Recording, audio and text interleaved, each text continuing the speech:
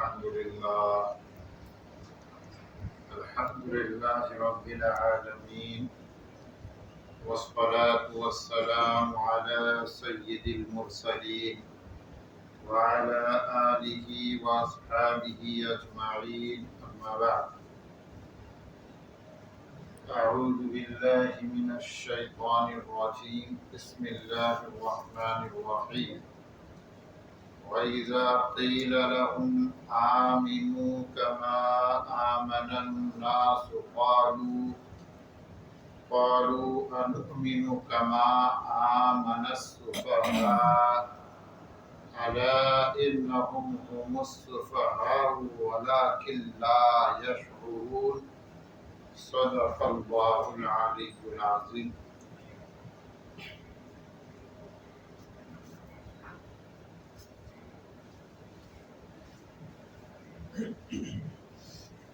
اس میں کوئی شک نہیں کہ اللہ تبارک و تعالی نے ہمیں بے شمار نعمتوں سے نوازا ہے، اور ہم اس بات کو مانتے بھی ہیں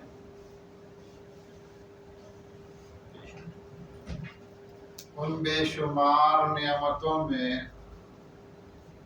سب سے بڑی نعمت ہم ایمان کو قرار دیتے ہیں۔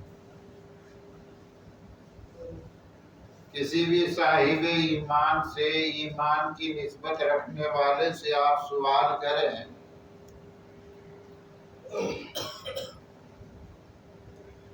کہ اللہ تبارک و تعالیٰ کی سب سے بڑی نعمت تمہیں کیا ملی ہے،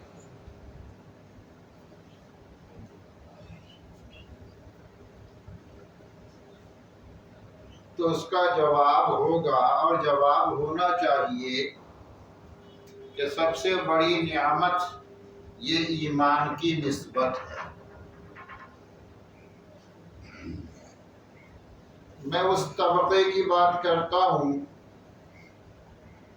جو ایمان کے مذاکرے میں شریک رہتے ہیں، ایمان کی گفتگو سنتے ہیں، علماء کرام کے بیانات کو اہمیت کی نظر سے دیکھتے ہیں۔ یہ اس طبقے کی بات کہی جا رہی ہے، ورنہ بہت بڑی اکثریت اس امت مسلمہ سے تعلق رکھنے والی ایسی ہے کہ اگر آپ ان سے پوچھیں کہ تم سب سے بڑی نعمت کیا سمجھتے ہو، تو ان کے جوابات مختلف ہوں گے۔ چونکہ نعمت کا مطلب دنیا کی چیزیں سمجھی جاتی، رہنے کو گھر مل گیا، اللہ کی نعمت ہے۔ کاروبار جم گیا کہ اللہ کی نعمت ہے۔ لیکن ایمان یا ایمان کے تقاضوں پہ کھڑا ہو گیا، اس کو مسلمان نعمت سمجھتا ہی نہیں۔ شام کو گھر واپسی ہو رہی ہے،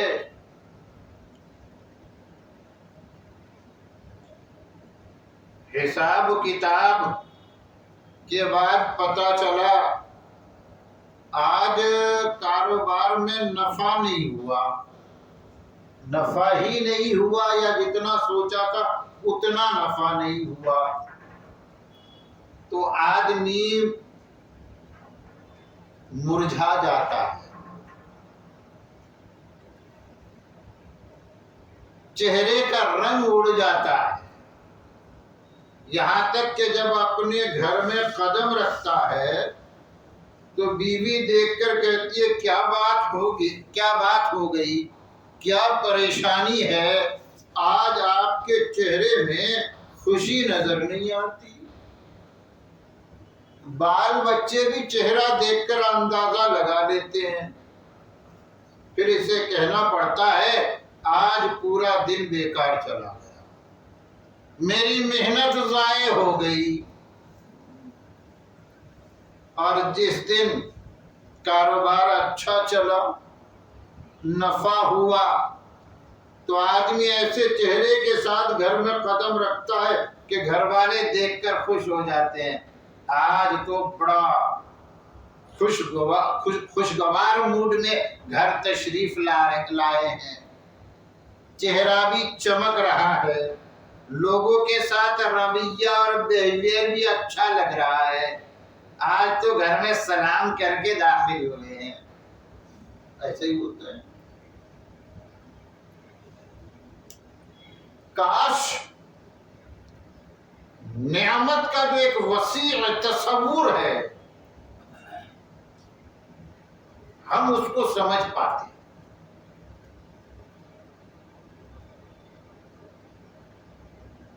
جب گھر میں آتے گھر والوں کے پاس، پھر یہ ہوتا گھر والے پوچھتے کہ آج کا دن کیسا رہا، تو ہمارا جواب ہوتا آج الحمدللہ دکان میں رہتے ہوئے، آفس میں کام کرتے ہوئے ساری نمازیں میں نے جماعت کے ساتھ پڑھی، ظہر کی نماز بھی جماعت کے ساتھ ہو گئی تھی، عصر کی نماز بھی جماعت کے ساتھ پڑھی، مغرب بھی پڑھا، عشاء پڑھ کے آ رہا ہوں۔ اب بال بچوں کو سبق ملتا کہ ابا جان کی خوشی کی وجہ یہ ہے کہ آج نمازیں نہیں چھوٹی، آج جماعت نہیں چھوٹی، تو ابا کہہ رہے ہیں آج کا دن بڑا اچھا گزرا۔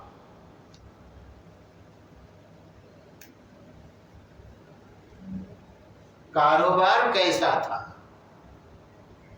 ابا نے اپنے سلوک سے بتایا کہ کاروبار کا نفع نقصان تو چلتے رہتا ہے، آج اگر نقصان ہوا تو کوئی بات نہیں، کل نفع ہو جائے گا، جتنا سوچا تھا اتنا نہیں ملا کوئی بات نہیں، جتنا ملا اللہ اس میں برکت دے دے گا۔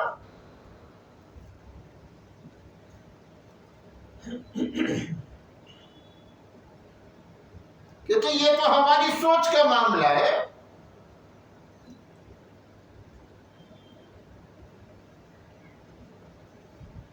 بہرحال جو اپنے آپ کو دیندار سمجھتے ہیں، دین سے کچھ شناسائی ہے، لگاؤ ہے، ان کا جواب یہی ہوگا کہ سب سے بڑی نعمت اللہ نے جو مجھے عطا فرمایا ہے وہ ہے ایمان کی نسبت۔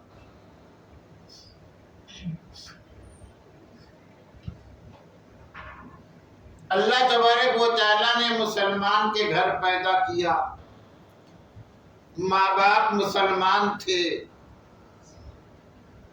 ہمارا نام مسلمانوں جیسا رکھا گیا، ہمیں بچپن میں کلمے سکھائے گئے، ایمان کے ساتھ نسبت بن گئی۔ کہتے یہ وہ نسبت ہے ایمان کی کہ مسلمان اس نسبت پر سب کچھ قربان کرنے کے لیے تیار رہتا ہے۔ سارے رشتے چھوٹ سکتے ہیں لیکن ایمان کا رشتہ چھوٹے پل بھر کے لیے یہ گوارا نہیں، کیونکہ مومن ہونے کی حیثیت سے اس بات پر یقین رکھتا ہے کہ میری زندگی میں ایمان سب سے ضروری شے ہے، اور ایمان وقت میں نہیں بٹتا۔ ایمان ایک ایسی عبادت ہے جس کو اوقات میں تقسیم نہیں کیا جا سکتا۔ آپ ساری عبادتوں کو وقت کے ساتھ تقسیم کر دیجئے۔ فجر کی نماز فجر کے وقت پڑھیں گے، ظہر کی نماز کے لیے ظہر کا وقت ہے، عصر کی نماز کے لیے عصر کا وقت ہے، اسی طرح دیگر نمازوں کا حال ہے. رمضان کے روزوں کے لیے رمضان کا مہینہ ہے، حج کے لیے حج کے ایام ہیں، زکوٰۃ کے لیے زکوٰۃ کا وقت ہے. جب سال پورا ہو جائے تب زکوٰۃ ادا کرنا فرض ہو جاتا ہے. لیکن میں ایمان کے بارے میں پوچھتا ہوں، ذرا ایمان کا بھی تو وقت بتائیے. ایمان کا وقت کب شروع ہوتا ہے؟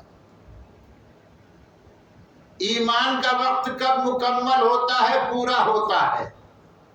آپ کا جواب ہوگا، کہتے ہیں ایمان پوری زندگی کا لازمی حصہ ہے.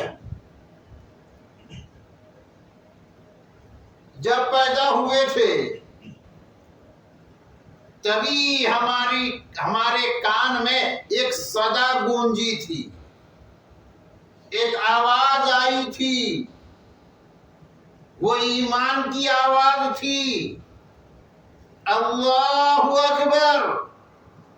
یہ ہمارے ایمان کا سب سے اہم ترین حصہ ہے. مومن کیا کہتا ہے؟ اللہ اکبر. اللہ سب سے بڑا ہے.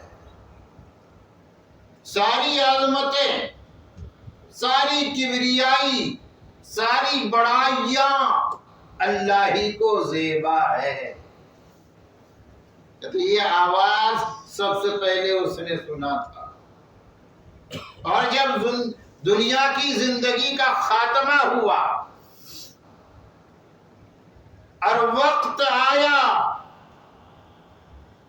کہ اب اس کے جسم کو قبر میں ڈال دیا جائے، روح پرواز کر چکی ہے، تو اس کی زندگی، دنیاوی زندگی کے ساتھ آخری عمل کیا جاتا ہے کہ اس کو سامنے لٹا دیا جاتا ہے اور وہی آواز لگتی ہے، اللہ اکبر.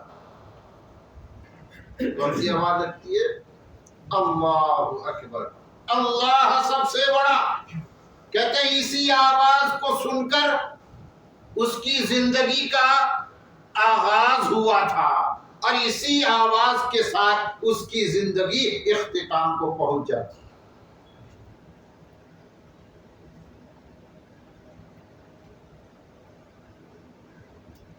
یہ سب کچھ میسر ہوتا ہے اس ایمان کی نسبت کی بنیاد پر. چونکہ آپ مسلمان کے گھر پیدا ہوئے اور اسلام کی حالت میں آپ کی وفات ہوئی تو آپ کو توفیق مل گئی اللہ اکبر کی صدا سننے کی. اور ایک مومن اس نسبت کی قدر کرنا جانتا ہے، اور جس کو اس نسبت کی قدر نہیں وہ مومن نہیں. اس کا ایمان ایک دھوکہ ہے اور دھوکے کے سوا کچھ نہیں.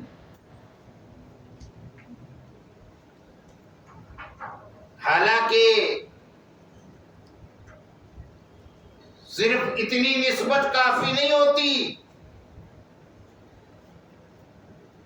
دعا کرنی چاہیے، کوشش کرنی چاہیے کہ اللہ اس نسبت ایمان میں حقیقت بھی عطا فرما.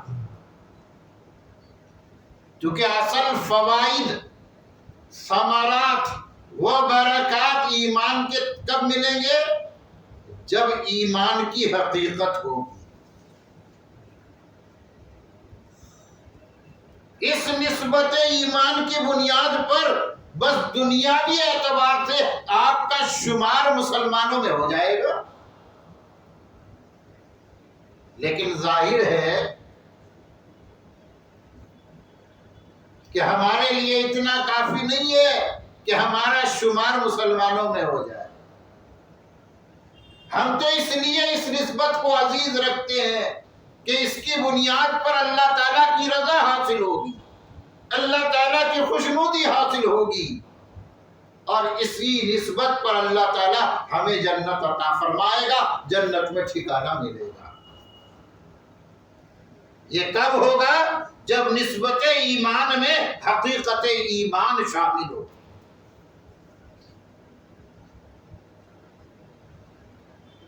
اب ایمان کیا چیز ہے؟ ایمان اس کی تفصیلات ہیں، اور بار بار ان تفصیلات کا تذکرہ آپ کے سامنے آتا ہے۔ آج ایک پوائنٹ پر آپ توجہ مرکوز کیجیے کہ جب ایمان کی بات قرآن کرتا ہے،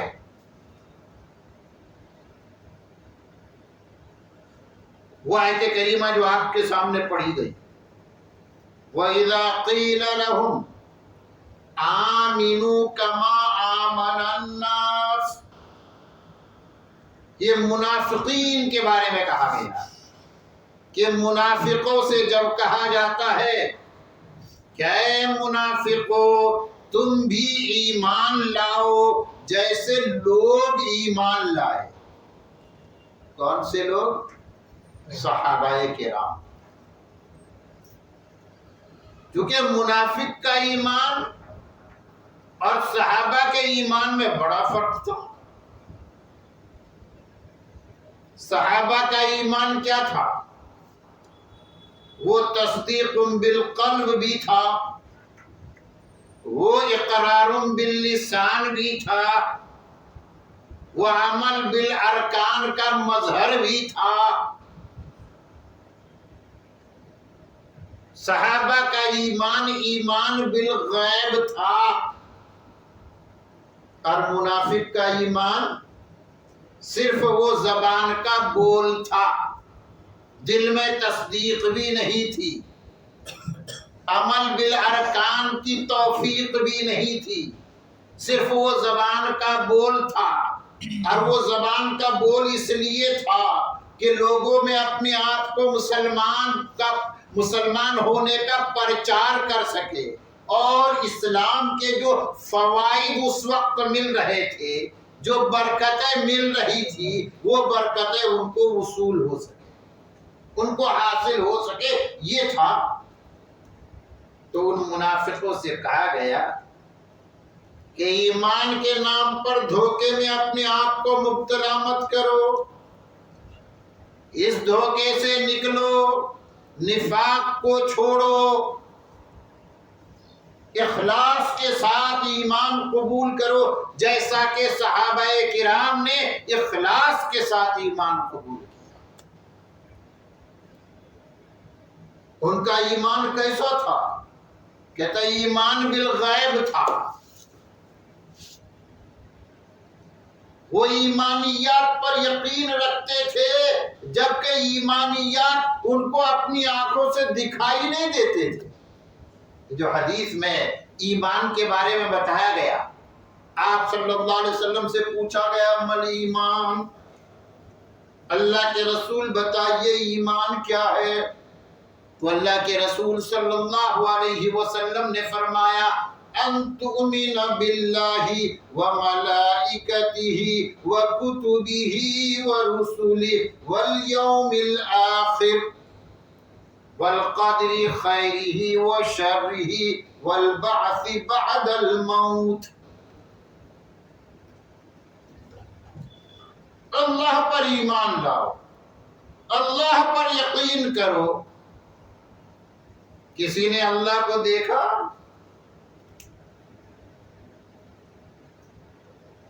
کسی نے اللہ کو نہیں دیکھا۔ حقیقت تو یہ ہے کہ اللہ کا جلوہ ہر جگہ، اللہ اپنے عرش پر مستوی ہے، اللہ اپنے عرش پر براجمان ہے، لیکن اللہ کی قدرت کا جلوہ کہاں نہیں ہے؟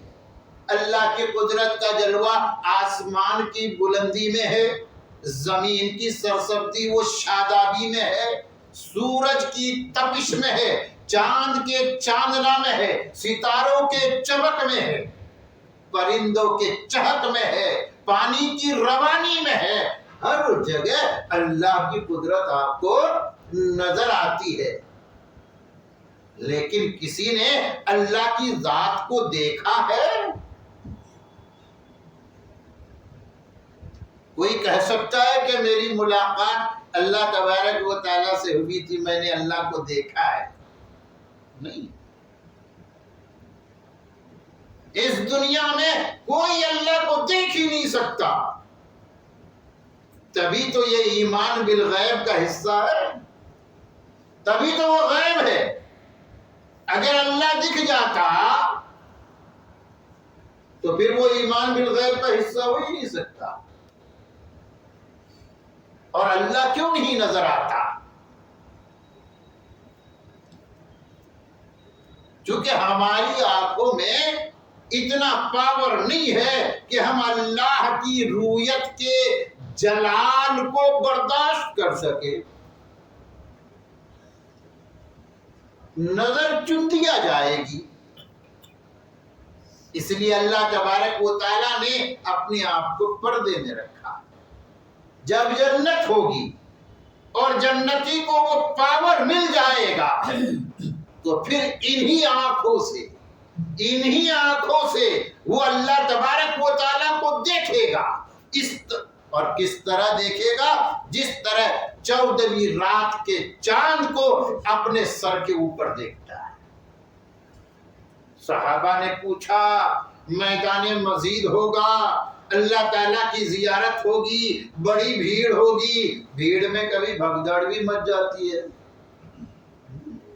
اور بھگدڑ مچتی ہے تو کیسے حادثے ہوتے، لوگوں کی جانیں جاتی ہے، ہوتا ہے کہ تو بڑی بھیڑ ہوگی، اول سے لے کر آخر تک جتنے جنتی ہوں گے سب میدان مزید میں۔ اب اللہ تعالیٰ کو دیکھنے میں بھگدڑ نہیں مچ جائے گی؟ اللہ کے رسول صلی اللہ علیہ وسلم نے مثال دے کر سمجھایا کہ 14ویں رات کے چاند کو دیکھنے میں تم بھیڑ محسوس کرتے ہو؟ ہٹو مجھے دیکھنے دو چاند۔ 14ویں رات کے چاند کو دیکھنے کا طریقہ کیا ہے کہ ہر آدمی اپنی جگہ کھڑا، یہاں پر ہٹو بھاگو جگہ دو، اسپیس بناؤ، اس کی ضرورت ہی نہیں پڑتی۔ جو جہاں ہے بس وہ اوپر نظر اٹھا کر دیکھے، اس کو لگے گا چاند تو میرے ہی سر کے اوپر ہے۔ ایسا ہی اللہ تبارک و تعالیٰ کی زیارت کرے گا۔ بہرحال اللہ تعالیٰ نے اپنے آپ کو چھپا کر رکھا، تبھی وہ ایمان بالغیب کا حصہ ہے، اور تبھی ایمان کی قیمت بھی بنتی ہے۔ ہمارا اللہ کو ایسا ہے،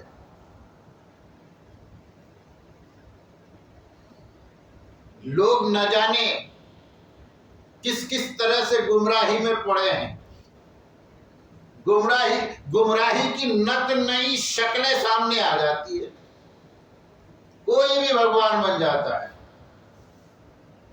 کسی میں بھی کہتے ہیں وہ اللہ کا اوتار قرار دے دیا جاتا ہے، اور اس کی بھکتی اور اس کا پوجا شروع کر دیتے ہیں۔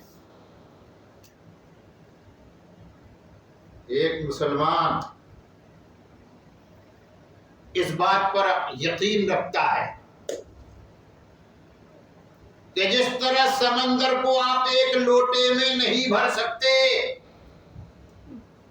لوٹے میں سمندر کا پانی ہو سکتا ہے لیکن وہ لوٹا سمندر نہیں ہو سکتا، کیونکہ سمندر کی وسعت کے مقابلے میں لوٹے کی بالٹی کی وسعت بہت کم ہے۔ اللہ کی ذات ایسی ہے کہ اللہ کی ذات کسی کے اندر اس کا حلول نہیں ہو سکتا، کوئی بھی اس کا اوتار نہیں ہو سکتا، کوئی بھی اس کا مثال نہیں ہو سکتا، کوئی بھی اس کا فوٹو کاپی نہیں ہو سکتا، وہ ایسا ہے، لا نظیر لہ ولا مثال لہ ولا ند لہ ولا نداد لہ، یہ اس کی شان ہے، وہ غیر ہے، ہم اس کو مانتے ہیں، اور غیر ہونے کے باوجود جب مانتے ہیں تو پھر ہمارا ایمان کہتے ویلیو فل بنتا ہے۔ ہارون رشید کا زمانہ ہے۔ ہارون رشید کے زمانے میں ایک بزرگ گزرے ہیں بہلول، اس کو بہلول دانا بھی کہتے ہیں، مجذوب بھی کہتے ہیں۔ ہارون رشید اپنی بیوی کے ساتھ سیر کو نکلے، سمندر کے کنارے سے گزر رہے ہیں۔ بہلول دانا کو دیکھا کہ ایک جگہ ریت سے گھر بنا رہے ہیں۔ ہارون رشید آگے تھے۔ ہارون رشید نے پوچھا، بہلول کیا بنایا جا رہا ہے؟ کیا گھر بنا رہا ہوں؟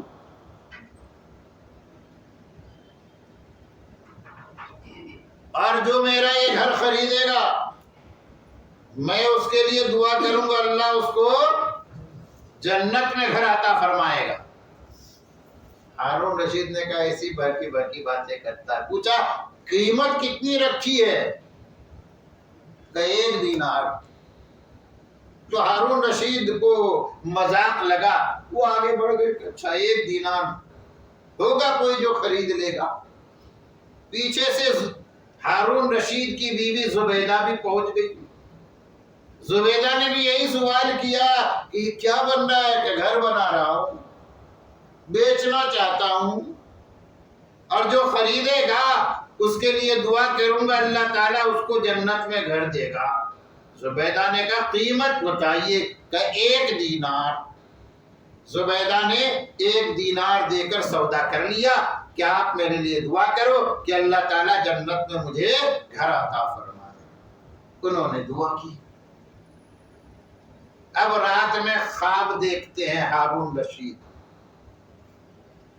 خواب میں جنت پہنچ گئے تو دیکھا ایک محل ہے اور اس میں زبیدہ کا نام لکھا ہوا ہے۔ انہوں نے کہا بیوی کا ہی ہے، بیوی کا مال اپنا مال۔ داخل ہونا چاہا تو فرشتوں نے روک لیا کہ نہیں آپ نہیں جا سکتے۔ کہ میں کیوں نہیں جا سکتا؟ میری بیوی کا مال ہے۔ کہ جنت میں ایسا نہیں چلتا، یا سب ان بیوی سے یہ آپ کی بیوی کا ہے، آپ کا نہیں ہے۔ آپ کھلی سمجھ میں آ گیا۔ بیوی سے بات بھی تھی، بیوی نے کہا میں نے تو سودا کر لیا۔ اب دوسرے دن کا انتظار ہوگا، شام ہوگی، سیر کو نکلیں گے، بہلول سے ملاقات ہوگی۔ اب ادھر ادھر دیکھ رہے نظر آ گئے، اچھا کل کی طرح آج بھی گھر بنایا جا رہا ہے۔ ہارون رشید نے کہا کہ اچھا آپ بتاؤ کہ اس کی قیمت کتنی ہے؟ تو بہلول دانا کہتے ہیں اس کی قیمت پوری دنیا۔ ہارون رشید یہ کیا بات کر رہے؟